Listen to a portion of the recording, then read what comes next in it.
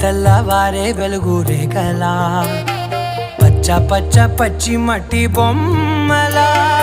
అల్లి బిల్లి వెన్న పాల నురగలా అచ్చ తెలుగు ఇంటి పూల కొమ్మలా